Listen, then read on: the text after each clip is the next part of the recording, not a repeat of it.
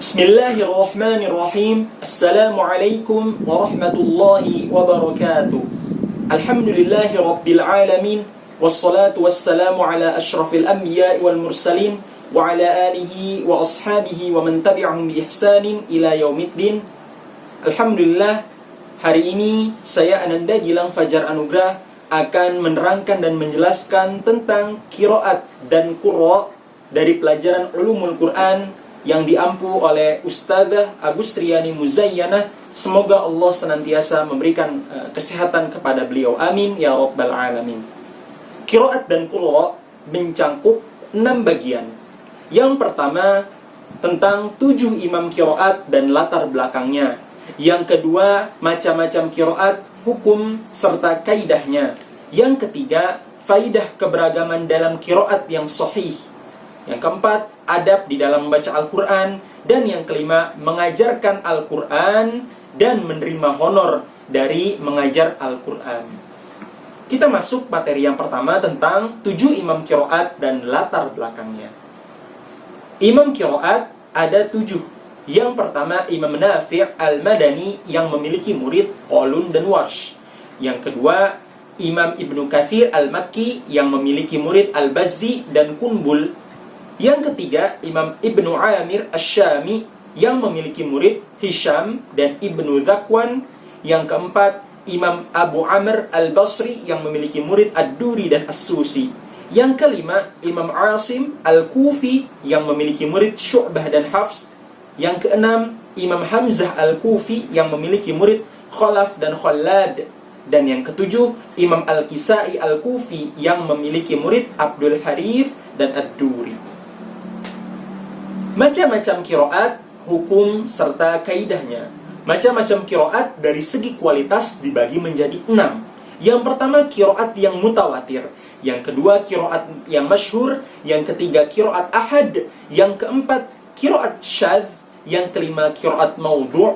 Dan yang keenam, qiraat mudarraj atau mudarraj.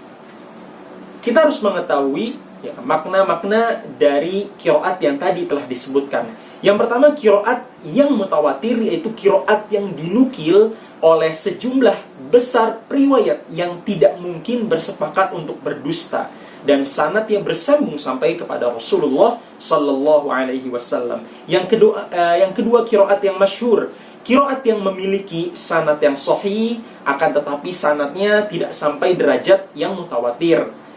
Serta qiraat yang masyhur ini sesuai dengan kaidah penulisan Rasam Utsmani dan juga kaidah bahasa Arab. Yang ketiga, qiraat yang ahad, yaitu qiraat yang sahih secara sanad tetapi menyalahi kaidah di dalam penulisan Rasam Utsmani dan juga kaidah bahasa Arab. Yang keempat, qiraat yang syadz, yaitu qiraat yang tidak sahih sanadnya. Kemudian yang kelima, qiraat yang maudhu', qiraat yang dibuat-buat atau palsu serta disandarkan kepada seseorang tanpa ada dasar sedikit pun.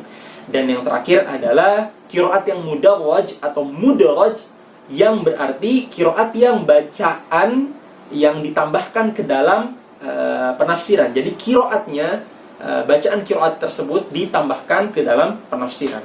Kemudian faidah keberagaman dalam qiraat yang sahih.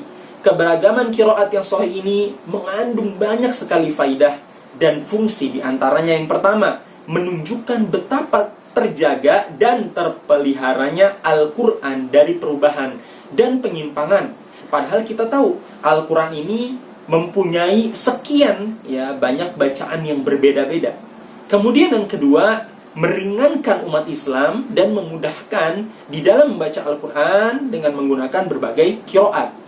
Dan yang terakhir, menjelaskan terhadap apa yang mungkin masih global atau mujmal dalam qiraat yang lain. Kemudian, materi yang selanjutnya yaitu adab di dalam membaca Al-Quran. Dianjurkan bagi orang yang membaca Al-Quran memperhatikan hal-hal sebagai berikut. Yang pertama, membaca Al-Quran sudah berwudu. Karena ini termasuk zikir yang paling utama, meskipun boleh membacanya bagi orang yang berhadas kecil. Kemudian yang kedua, membacanya di tempat yang bersih dan suci untuk menjaga keagungan di dalam membaca Al-Quran. Yang ketiga, membacanya dengan khusyuk, tenang, dan penuh hormat. Yang keempat, bersiwak dan memulai membaca. Yang kelima, ya, membaca ta'awudz pada permulaannya. Yang keenam, membaca basmalah. Yang ketujuh, membaca dengan tartil. Yang kedelapan, merenungkan setiap ayat-ayat yang dibaca. Yang kesembilan, meresapi makna dan maksud dari ayat-ayat Al-Quran tersebut. Yang ke-10, membaguskan suara dengan membaca Al-Quran. Yang ke-11, mengeraskan bacaan Al-Quran. Yang terakhir, Al-Quran, ya, dengan langsung kepada mushaf itu lebih utama dibanding melihat kepada HP. Kemudian mengajarkan Al-Quran dan hukum menerima honor dari mengajar Al-Quran. Sebagian ulama telah membagi, ya, bentuk mengajar Al-Quran dengan bagian yang bagus menjadi beberapa macam, lalu menjelaskan hukum-hukum, ya, masing-masing sebagaimana disinggung oleh Abu Layth As-Samarqandi dalam kitab Al-Bustan, ya, tentang pengajaran Al-Quran, ya, itu dibagi menjadi 3 macam. Yang pertama, ya, pengajaran Al-Quran yang semata-mata karena Allah dan tidak mengambil upah sedikit pun. Kemudian yang kedua, pengajaran dengan mengambil upah. Dan yang terakhir, pengajaran tanpa syarat. Namun bila diberi hadiah, maka dia terima. Mungkin hanya ini saja yang bisa saya sampaikan. Kurang lebihnya saya mohon maaf. Barakallahu li wa lakum fil Qur'anil azim wa nafa'ani wa iyyakum bima fihi minal ayati wa dzikril hakim. Billahi taufiq wal hidayah. Wassalamualaikum warahmatullahi wabarakatuh.